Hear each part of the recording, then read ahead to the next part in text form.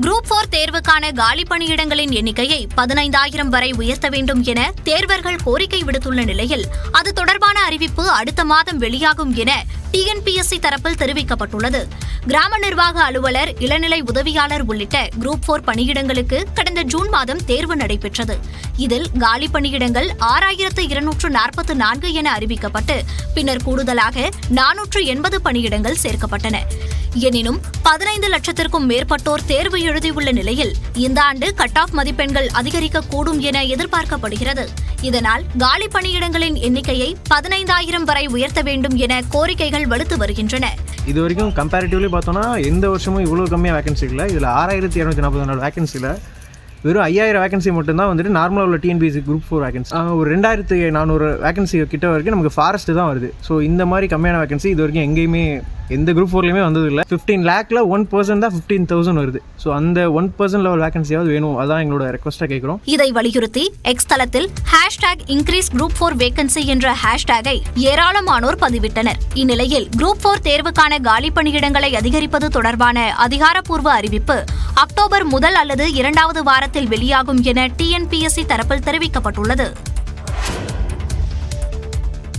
இன்னும் 10 நாட்களுக்குள் உதயநிதி ஸ்டாலின் துணை முதலமைச்சராக பதவியேற்பார் என்று அமைச்சர் தாமு அன்பரசன் கூறியுள்ளார். அமைச்சர் உதயநிதி துணை முதலமைச்சராக பொறுப்பேற்க வேண்டும் என்று திமுக நிர்வாகிகள் மற்றும் மூத்த அமைச்சர்கள் அவ்வப்போது குரல் எழுப்பி வந்தனர். இந்நிலையில் புதன்கிழமை செய்தியாளர்களை சந்தித்த உதயநிதி தான் துணை முதலமைச்சராக பொறுப்பேற்பது குறித்து முதலமைச்சர் முடிவு செய்வார் என்று கூறினார். இந்த சூழலில் காஞ்சிபுரத்தில் செய்தியாளர்களை சந்தித்த அமைச்சர் தாமு அன்பரசன் உதயநிதி துணை முதலமைச்சராக உள்ளது உண்மைதான் என்று தெரிவித்தார். அமைச்சர் வந்துட்டு துணை முதலமைச்சர் வாய்ப்பில்லை இருப்பது உண்மையிலே இருப்பது. அது வாரம் 10 நாள்ல உண்மையிலே நிச்சயமா துணை முதல்வராக எங்களுடைய இளைஞர் நலன் மற்றும் விளையாட்டுத்துறை அமைச்சர்கள் நிச்சயமாக 28ஆம் தேதி அறிவிக்க வாய்ப்பு இருக்கு. இன்னொரு வாரத்தை நாளை கூட அறிவிச்சிருவாங்க. தயாரா இருக்கோம் நாங்க. இதனால் விரைவில் உதயநிதி ஸ்டாலின் துணை முதலமைச்சராக பதவியேற்பார் என்று எதிர்பார்க்கப்படுகிறது. காஷ்மீரில் ரத்து செய்யப்பட்ட அரசமைப்பின் 370வது பிரிவை உலகில் எந்த சக்தியாலும் மீண்டும் கொண்டுவர முடியாது என்று பிரதமர் நரேந்திர மோடி தெரிவித்துள்ளார். ஜம்மு காஷ்மீரில் உள்ள 90 சட்டமன்ற தொகுதிகளில் முதற்கட்டமாக 24 தொகுதிகளில் புதன்கிழமை வாக்குப்பதிவு நடைபெற்றது. இதனைத் தொடர்ந்து ஸ்ரீநகர், பூஞ்ச் உட்பட 26 தொகுதிகளுக்கு வரும் 25ஆம் தேதி தேர்தல் நடைபெறவுள்ளது.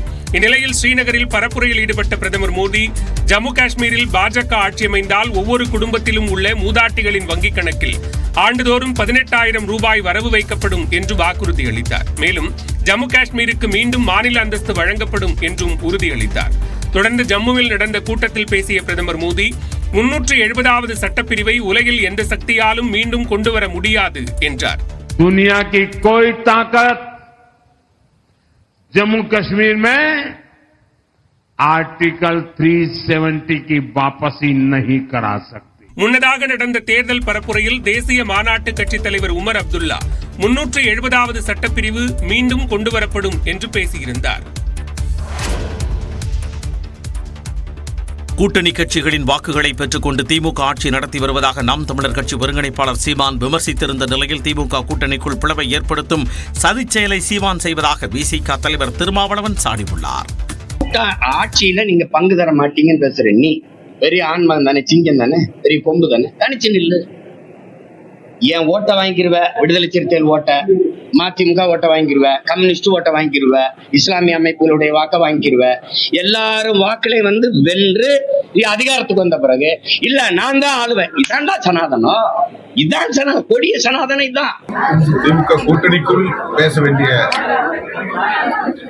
அரசியலை திமுக கூட்டணிக்கு வெளியே இருப்பவர்கள் பேசுவது ஏற்புடையதல்ல. அது அவர்களின் சூது சூழ்ச்சி நிறைந்த ஒரு அரசியல். மக்களவை எதிர்க்கட்சித் தலைவர் ராகுல் காந்தியை பயங்கரவாதி என விமர்சித்த மத்திய அமைச்சருக்கு எதிராக கர்நாடகா காவல்துறையில் வழக்கு பதிவு செய்யப்பட்டுள்ளது. மக்களவை எதிர்க்கட்சித் தலைவர் ராகுல் காந்தி அண்மையில் அமெரிக்கா பயணம் மேற்கொண்டார். அப்போது இந்தியாவில் சீக்கியர்கள் தலைப்பாகை அணிய அனுமதிக்கப்படுவார்களா என பேசியதற்கு பாஜகவினர் கடும் எதிர்ப்பு தெரிவித்தனர். இந்நிலையில் ராகுலின் பேச்சு கண்டித்த மத்திய ரயில்வே துறை இணையமைச்சர் ரவ்னீத் சிங் பிட்டு ராகுல் காந்தி இந்தியாவின் நம்பர் 1 பயங்கரவாதி என விமர்சித்தார். சீக்கியர்களை பிரிக்க முயற்சிப்பதாக விமர்சித்த அவர், ராகுல் காந்தி இந்தியர் அல்ல என்றும் பிரிவினைவாதிகளும் நாட்டின் எதிரிகளும் ராகுல் காந்திக்கு ஆதரவாக உள்ளதாகவும் கூறினார். இதுகுறித்து கர்நாடக மாநில காங்கிரஸ் கமிட்டி சார்பில் பெங்களூருவில் உள்ள ஹை கிரவுண்ட் காவல் நிலையத்தில் புகார் அளிக்கப்பட்டது. இதனையடுத்து அவர் மீது வழக்கு பதிவு செய்யப்பட்டுள்ளது.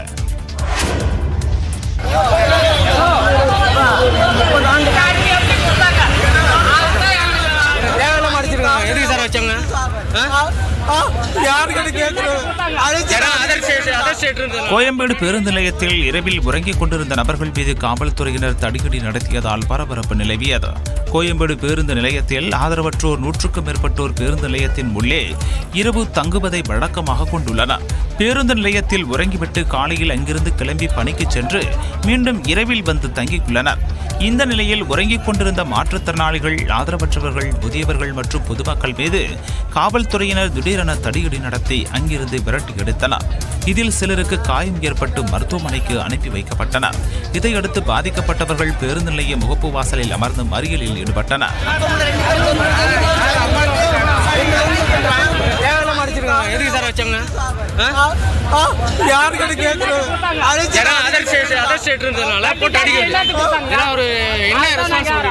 இதன் காரணமாக பேருந்து நிலையத்திற்கு உள்ளே மாநகர பேருந்துகள் செல்ல முடியாமல் சாலையிலேயே நிறுத்தி வைக்கப்பட்டன. நீண்ட நேரம் பேச்சுவார்த்தைக்கு பின்னர் பாதிக்கப்பட்ட நபர்கள் மீண்டும் பேருந்து நிலையத்தின் உள்ளே படுக்க அனுமதிக்கப்பட்டதால் அங்கிருந்து கிளம்பி சென்றனர்.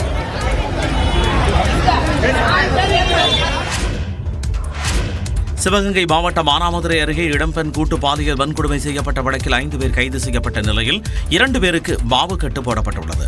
மானாமதுரை அருகே 38 வயது மதிக்கத்தக்க பெண் ஒருவர் தனது ஆண் நண்பருடன் பேசிக் கொண்டிருந்த போது அங்கே வந்த 5 பேர் ஆண் நண்பரை தாக்கிவிட்டு பெண்ணை கடத்திச் சென்று பாலியல் வன்கொடுமை செய்துள்ளனர்.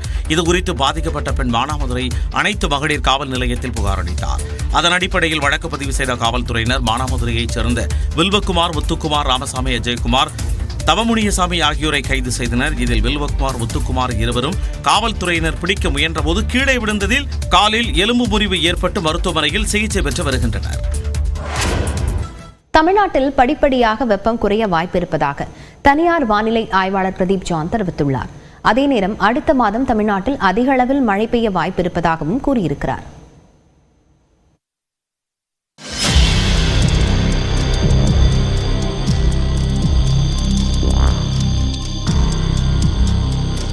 கோடை காலத்துக்கு நிகராக தமிழ்நாடு முழுவதும் வெப்பம் வாட்டி வருகிறது.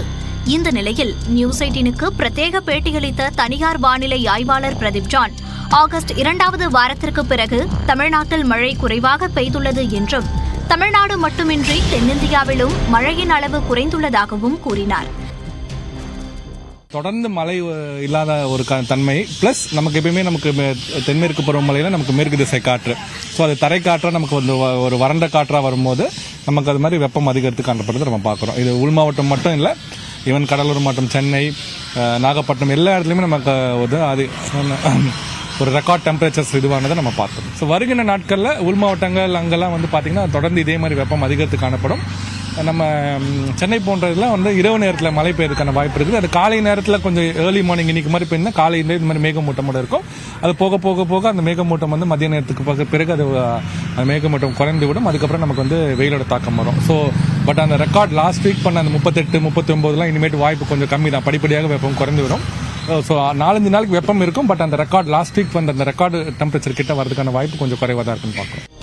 செப்டம்பர் கடைசி வாரத்தில் இலங்கை அருகே மேலடுக்கு சுழற்சி உருவாக வாய்ப்பு உள்ளதாகவும், தமிழ்நாட்டில் அடுத்த மாதம் அதிக மழை பெய்யும் என்றும் பிரதீப் ஜான் தெரிவித்தார். நான் முன்னாடி சொல்லியிருக்கேன், எப்பயுமே இது மாதிரி ஒரு நல்ல வெயில் அடித்த பிறகு அந்த பேலன்சிங்கை எப்பயுமே அது ஃபாலோட் பண்ணி ஒரு நல்ல மழை வந்திருக்குன்னு நம்ம பார்க்குறோம். ஸோ அந்த மாதிரி நமக்கு செப்டம்பர் இறுதி அக்டோபர் முதல் வாரத்துலேருந்தே நமக்கு நல்ல மழை கிடைக்கிறதுக்கான வாய்ப்பு இருக்கிறத பார்க்குறோம். இந்த வாட்டி அக்டோபர் மாதம் நல்ல மழை இருக்கும்னு எதிர்பார்க்கப்படுகிறது. ஸோ இந்த ஆண்டு போன ஆண்டு மாதிரி எல்னினோ ஆண்டு இல்லாமல் ஒரு லானினா ஆண்டாக நம்ம பார்க்குறோம்.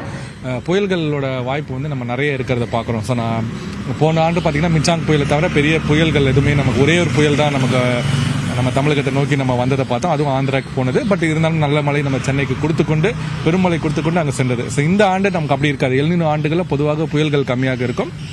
இந்த ஆண்டு புயல்கள் ஜாஸ்தியாக இருக்கிறதுக்கு நம்ம வாய்ப்பு இருக்கிறத பார்க்குறோம். இதனிடையே செப்டம்பர் 25ஆம் தேதி வரை தமிழ்நாட்டின் ஓரிரு இடங்களில் லேசானது முதல் மிதமானது வரை மழை பெய்யக்கூடும் என சென்னை வானிலை ஆய்வு மையம் தெரிவித்துள்ளது. அதே நேரத்தில் ஓரிரு இடங்களில் 2 முதல் 4 டிகிரி செல்சியஸ் வரை வெப்பம் அதிகரிக்கக்கூடும் எனவும் தெரிவிக்கப்பட்டுள்ளது.